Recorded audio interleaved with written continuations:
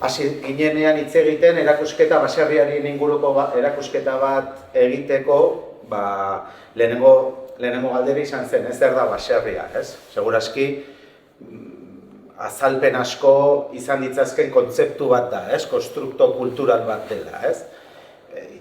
Irudikatu genezake baserria Euskal Herriko landa lurralde guztiaren unitate kudeatzailea bezala. Egitura minifundista bat dela esan genezake ez da lurralde edo azalera handiko esparruak, baino sare bat bezala ulertzen badegu lurralde guztia, nodo txiki askoz osatutakoa, ez? Eta, badu irakurketa, lurralde mailako irakurketa bat baserria, ez? Horrekin atxikia ere, ezarpen ekonomiko bat da, ez? Nun, eraikuntza batean eta bere lurralde horretan, familia bat edo bizi eta terren horiek kudeatzen dituzte eta terren horietatik bizi diren, ez? Eta guztia, baserri baten barruan nola antolatzen den, ez? Uste dugu baserria deskribatzeko unitate konstruktibo bezala fase historiko desberdinak irakurri edo ulertu behar direla. Ze baserria kapa desberdin guzti horien gainjarketa bat da, ez? Eta erakusketa hau, lau atal nagusietan antolatu dugu, fase historiko desberdinetan, nun egurra, harria, mitoa eta orain labur biltzen saiatu gara, ez? Ni Bontegiria naiz, Josu Susperregi Arkeolan Fundazioko dendrokronologoa, eta, ariketa guzti hau elkarrekin egin dugun elkarlan batean oinarritua dago. Eta, bera kontatuko digu, pixkat zuraje guzti hauen jatorria eta azterketan nondik datorren, suposatu diguna euskarri oso bat ulertzeko nun hasi daiteken, nun ezagutzen ditugun arkitekturaiek nun dagoen bere jatorria, ez? Beraz, zuraren inguruan arituko gara, bigarren urrats bat, uste dugu edo pentsa genezake 17. Mende batetik aurrera, nun egurra den protagonismoa galtzen hasten da eta harria edo fabrika hasten da nagusiago bilakatzen, eta seguru aski gaur egun ezagutzen dugun baserriaren irudia garai horretatik aurrera eraikitzen hasi zen.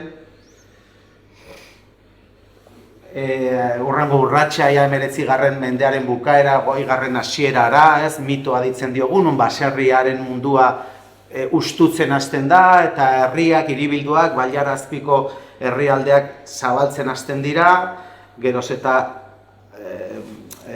lan aukera askozera handiagoa daude eta baserria ustutzen dihoa, ez? Eta momentu horretan, baserria idealizatu egiten da, mitifikatu egiten da, bere irudia, bilakatzen da objektu batean ez galtzen ari den zerbait, eta mitifikatzen dugun bezala ere uzten hasten da, ez? Eraisten dira, segurazki haietako asko, ustutzen dira, ezin dira konpondu pentsatzen dugu, eta generatzen da beste linea bat, beste arkitektura linea bat, baserri horietan irudikatua, baino berria, ez? Eta benetako baserri zaharrak ibilbide bat izan dutenak hasten dira ustutzen. Eta orain artean kontatu izan zaigun bezala, ez badirudi, baserritar batzuk, beraien bizilagunekin, bertako soitzak moztu eta eraikuntza batzuk izan direla, ez? Hori ez da horrela. Arkitektura maila handiko arkitektura bat dela jakin izan dugu, eta gainera patroi berdin batzuen gainean eraikia dagoela, ez? Erakusketarako montatu da maketa hau, non irudikatu nahi duen sistema hori, ez? Traza zehatz batzuen gainean eraikitako egitura bat dela, ez? Batzuk handiagoak, beste batzuk txikiagoak, baino lehenengo baserri horiek traza oso berdinekoak direla irudikatu daitezke, ez? Proportzio batzuetan oinarrituak eta sistema konstruktibo berezi batzuekin eginda, ez? Horrengo mailean ikusiko dugu, nun kaja eta piztadurez egindako lotura konkretu batzuk dituen, zutabe jarraiak, gapirio eta abeska jarraiak, alde neurrian, badaude elementu karakteristiko batzuk nun esaten diguten estandar konstruktibo bat zela eta errepikatzen zela denboran zehar. Eta egur zaharrak jasotzeko aukera bazegoen, ni gerturatzen nintzen eta jasotzen nituen.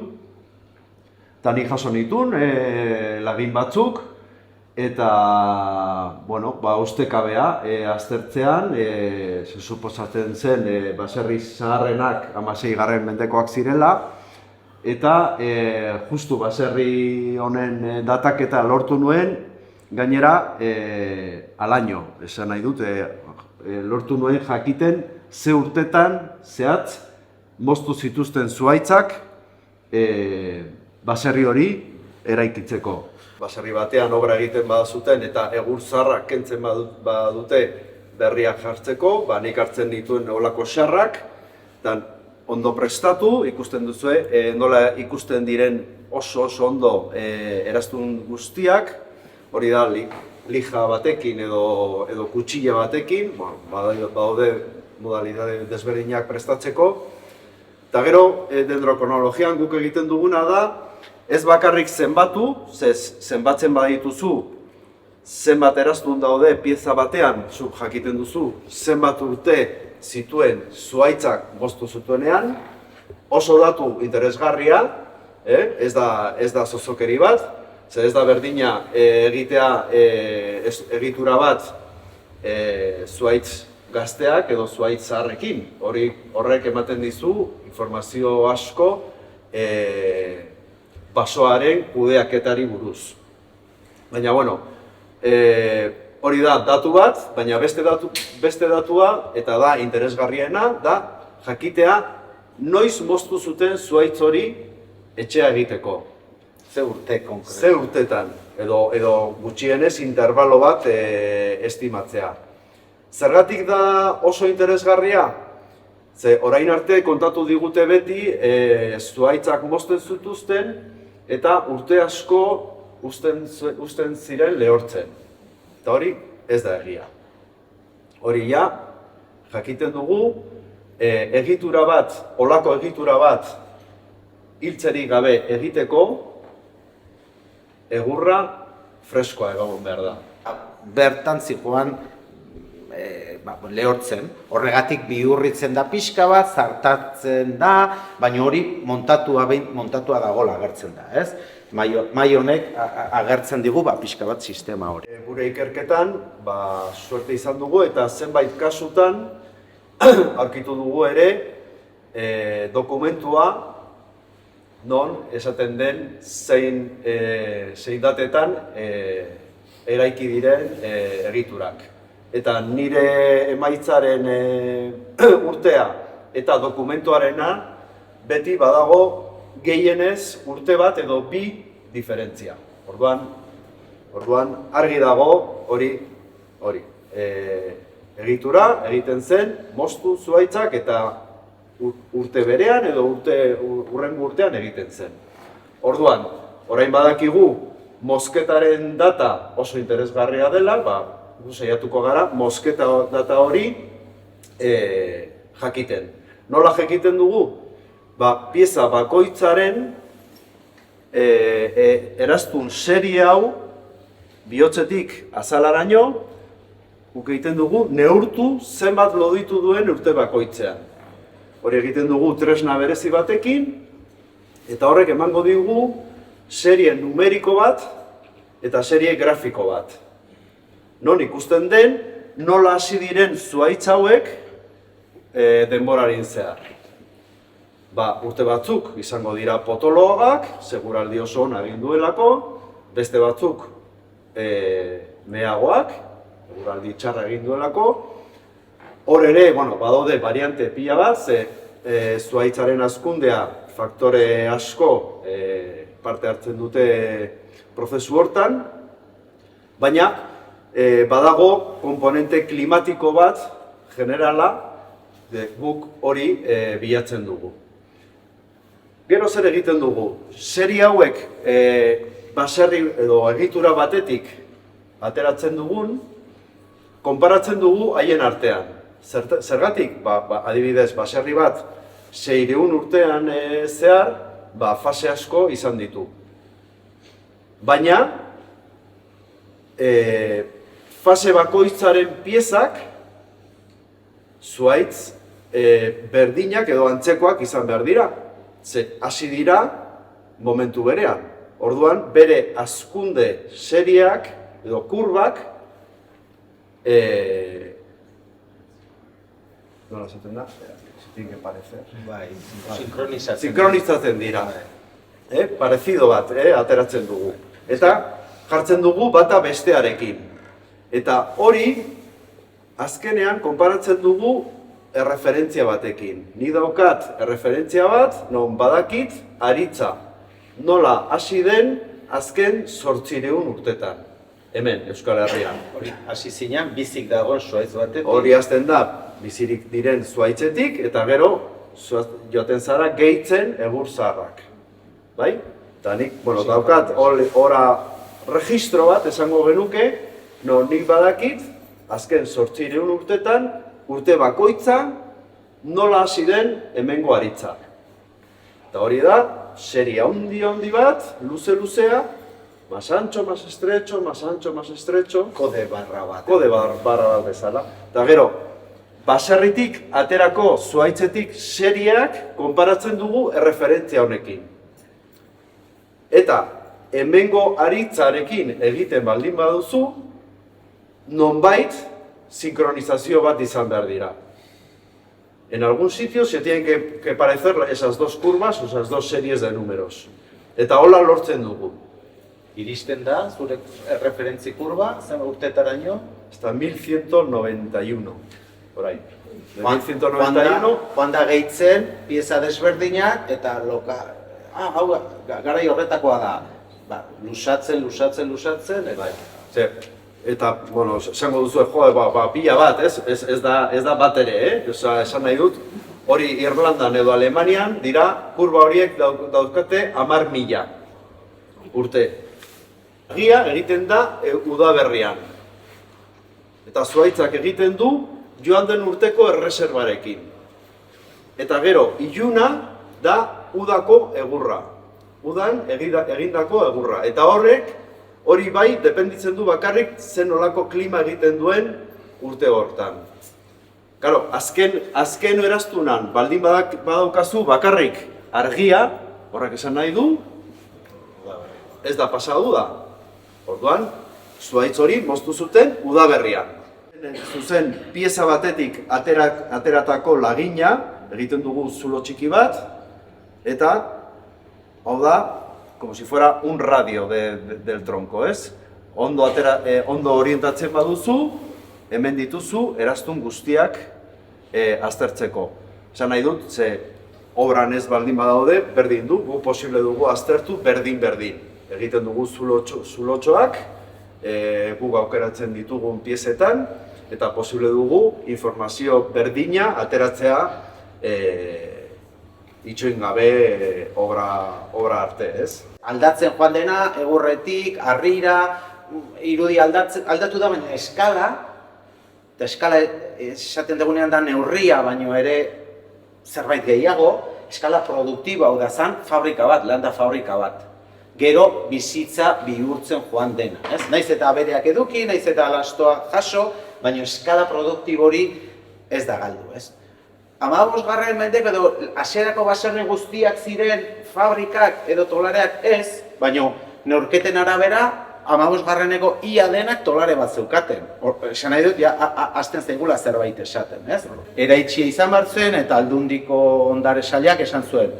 Ongi da, ez dakate eskumena esateko besterik, ez dagoelako katalogatua, baina bai eskatuko dizuet desmuntaketa kontrolatu bat egiteko. Egiturari jasoko dugu eta piezaz pieza desmontatzen joango gara eta registratuko dugu, ez? Eta egia esan oso paroa izan da, ze fase desberdin, gerora egin diren fase desberdin guzti horien kapak kenduta agertu zen tolarearen egitura guztia. Eta era berean, gerora txertatu diren fabrikazko beste elementu batzuk, barruan, kanpoan, adreilu, harri eta abarrekoak, ez? Eta hasten da nasketa hori, ez? Nun, urrengo fase horretara pasako ginateke, ja, egurraren fasea utziko genuke, eta sartuko ginateke harriaren fasean, 17. mendetik aurreko fasean. Salete, hemen Ezkiokoa, eta Antzagako bi baserri hauetan ikusten da, hau dago datatua bakarrik, 15. mendekoa ere, hau joandako astean egon ginen ate joka, horretik ez dugu ezer lortu, eta hau desagertua dago, hau hor dago, baina datatu gabe daude, baina argazkiak esanguratsuak direlako eta aukeratu ditugu, ikusten dira bi fase horiek, ez? Zuraje hau, eskala hori, lehen esaten dizuen eskala produktibo hori, tolare bat barruan daukana, eta hemen erakusketan ez dago tolarearen inguruko lehiorik, baina gero joango gara, baserrera ikustea, zuetako askok ezagutuko dezuen hori funtzionatzen duen, baina oso propioa da garai horretakoa, ez? 15. mendekoa. Eta hauek, baserri horiek, egitura oso potenteak, geratze betirako egindakoak, osea, egitura hauek demostratu dute daukatela gaitasuna mantentzeko, ez? Eta ez agian jatorrian pentsatuak zeuden bezala, baina beraien posteak, habeak eta bar oso mardulak, oso ongi eginak eta mantentzen dira oso ongi, 600 urte, tratu berezirik eduki gabe, bueno, berezirik. Jabeak badakite zer kostatzen den ustea horrelako etxe bat, ez? Baina esan edet, bueno, altzen neurrian. Eta joan direna da, fatxadako oholtza horiek galtzen joan dira, lehenengo materialak galtzen joan direnako oholak izan dira, tabarrekoak, eta joan da, segurasko aldaketa bat, basoak agortuko ziren, basoak agortzen joan ziren bezala arotz lana ere galtzen, eta beste rekurso ekonomikoak etortzen, eta harria, fabrikazko lanak, harrizkoak, adreiluzkoak hasi ziren inposatzen, ez? Eta hasten da, baserrietan, gehien bat fatxadetan, eta nagusiki solairutan, paramentoiek sartzen, ez? Artxiboko lan desberdinetan, Saleten, Zelan, eta ikusi izan dugu, 1630 urtean, 30, badaudela arginen interbentzio handiak. Altzuten neurrian, ez? Porque Bergaran diru gehiago edukiko zuten, eta hor bai egiten dituzte trataera osoak, arko oso elaboratuekin, beste leku batzuetan interbentzioak dira justuagoak, atalka egindakoak, eta etxe bizitzak kokatzen zeneko inguruan, justu bizitza bat txertatzeko, Saleten kasuan oso nabarmena, ez? Bizitza ben inguru horretan jarria, eta bestean jatorrizko oholtza mantendu da, edo aldatzen joan dira, izan duten bezala, baino arriztatu izan dira pisa batzuk, ez? Egurra eta harriaren, idea buruan, ez? Egurra beti konsideratu da material pobrea, ez? Eta harria, ez? Los monumentos como Dios manda, betirako, en piedra, no? Eta hor mentalitate bat izan da, eta gaur egun oraindik badago, askotan entzuten du, no, es que ese edificio tiene estructura de madera. Txarra, ez? Baina gero, beste aldetik, ez? Arkitekto famatuena, no, porque la madera da calidez, no? Kudeatzen saiatzea modu onargarri batean, geroz eta konplejoagoa da. Nik uste dut, araudietatik ere egon behar duela, ariketa bat, gauzak, zentzudunak izaten, eta ondareagatik ere begiratzen, eta laguntzen, honek beharko du, agian behar du, beste modelo bat. Edo, etxe bat, ez bakarrik etxe bat egin daiteke, etxe bat, dazkat 1000 metro zoru, nola, etxe bat horrela dago nire erroldan. Zer egin behar denik, gastatu behar den diru guztia, etxe bat. Ez naiz ni ere aldekoa 10 etxe sartu behar direna baserri batean, are kontatuko digu, baina modelo berriak behar ditugu. Hau aurrera jarraitzeko, orain oso zaharkitua dago, gehien bat modeloa ezagupen aldetik ikasi dugu asko, nik uste interbentzio aldetik ere ikasi dugu asko, eta orain falta zaizkigu eredu regulatzen duten eredu normatiboak, marko bat ematea guztioneri, ze daude pila bat baserri Leizamako alkatearen etxea zena, zer egin barrenik honekin? Etxe bat, zoragarria, kriston egitura, zer egin barret, eske hori da, kilka hori da, zer egin barret honekin, ez? Eta Europan zehar bai, lortu dute ulertzen bere balioa eta aztertu dute, eta joaten garenean kongresura eta aipatzen dutenean zer dentsitatea duten, ez dago, konparakerik, ez dago. 300 kilometrotan lau eraikin. Lau eraikin, bost eraikin, ez dakize, eta begiratzen gara elkar, eta pero si en Bergara tienes 400 caseríos, zer zaten ari dira hauek? Bakarrik baserriak, Elizak, baso elizak, hiriko jauregiak...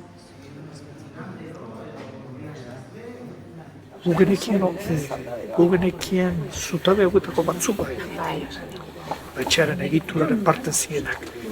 Elizaolak eta hori bazekiten dolare zaharro baten parte ziela, baina gukuz genekien. Inek martxan ikusi gabe Sagarroa egiten duen arane. Aranea ematen zaun, sistema horro batekin hori, baina ez. Situazioak ez zutzik dira zertak. Etxe zaharra zen, txakinak, balio gutxikoa balitzen zela, ez da? bizimodu gorra. Eukie zakarretxe zonen txokinak estazien goitik eta... 20. mendean pintoreak irudikatzen zituzten bere baserriak zerbait jasotzeko, uste dugu haiek bazekitela zerbait zutela berezia etxean, eta azken elementu bezala, baina zutabe bat mantendu behar badet ere, ari naiz gordetzen memoria, etxe honek izan duen memoria neurri batean baserrian, ez? Orduan, hor uste dugu zerbait berezia badela, ez? Eta sistema honek oso modu konkretuan dago funtzionatua, ez? Da, portiko desberdin batzuk, zeharkako portiko desberdin batzuk egituratzen dute volumen guztia, fatxadan egongo zen bat, gerora arriztatu dena, beste portiko bat, beste bilbadura bat hemen, jasotzen duen atzeko bi zutabe pareak, urrengoan makinaren aurrekaldea, beste bi pieza, eta beste bat. Ez dira plano bilbatu batzuk, bat, bi, hiru, lau, eta fatxadako beste bat, nun volumen guztia edatzen duten, ez? Deskribatzen du, 2. mendean nola izan behar zuen makina bat. Alde batetik eraginda, egurrezko torloju horrekin gora eta bera eginda, eta segunetan nun giltzatzen dugun, aurrekaldean edo atzekaldean, palanka hori funtzionatzen du modu desberdin batean, eta erdian sagarra metatu egiten da, eta erdiko abe erraldoi horrek zanpatuko zuen sagarra, eta zukua gravitatez beko solairura jetxi, jaso, eta hilabete batzuz fermentatzen sagardoa bilakatuko zen.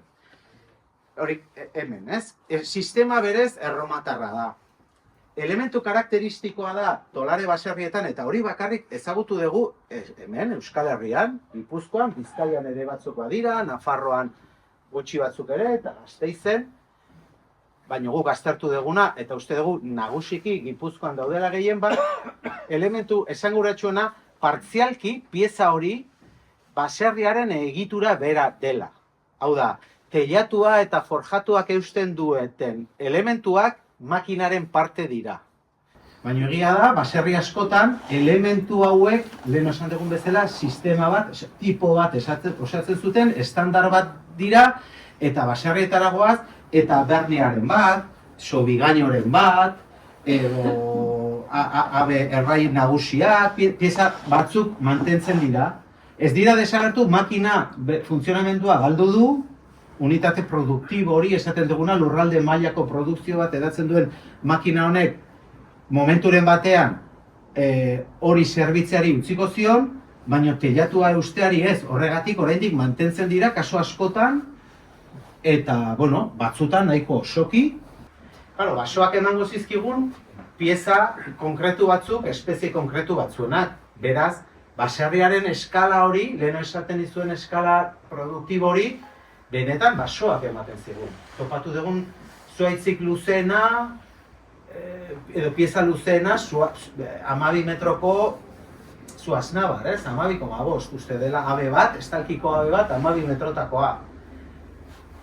Ua luzeena izango da, baino besteak antzekoak dira. Eta posteak ere, luzena 10 metro, zelako erdikoa, eta basoak ematen dit, ez dit basoak emango 30 metro luzerako aritz bat. Orduan basoak ematen dit eskala, ez? Nik hori optimizatuz, lortzen dut eskala konkretu horretara iristea, ez? Nahi genuen, gora sartu, iruditzen zaigulako makina baserria hemendik hasten dela, ez? Lehen aipatu duten bezala, ezaugarri karakteristikoena oso hemengoa dela sistema erromatarrau, prentsako sistema erromatarrau txertatua egotea baserri egitura baten barne, eta gainera, eroena esango genuke da prentxada hori gertatzen dela lehenengo solairu batean. Ze erromatarrak eta Europan zehar, Alemanian edo gaztelara bagoaz, matxa zanpatzeko ere sistema berdina daude, bereiztasuna da zanpatzea zoruaren kontra gertatzen dena. Makina hau iritsi daiteke 25-30 tonatako prentxada bat egitea zoruaren kontra zanpatzen badezu, bueno, onargarriagoa edo ez, zoruaren kalitatearen baitan, baino hemen eroena da eta bertako arotzen optimismoa erakusten duena da lehenengo solairu batean gertatzen dela prentxada hori. Ogertan, 30 tona, gainera dinamikoa, osea mugimenduan. Ikusi badezue nola dagoen martxan, eske zarat ateratzen du makinak. Agarria eta ulertezina era berean, ez? Nola egiten zuten mekanismo hau modu honetan eta honek antolatzen zuen, ez? Honekin, plano abstrakto hau zeon dedikatua erabilera nagusienari. Eta beraiek bizi ziren animaliekin batera beko solairuan. Ezeena, hotzena, arrotzena, animaliek emango zioten berotasuna, bale? Baina planta hoberena da hau. Ze behan hotz egiten duenean eskaileran gora, eskaloikada pare batetik behin, temperatura grado bat igotzen da, somatzen da, igotzen da bezala. Beha askoz ere kobazuloagoa da, goian askoz ere lehorragoa behintzat eta askoz ere gozoagoa planta hoberena hau da.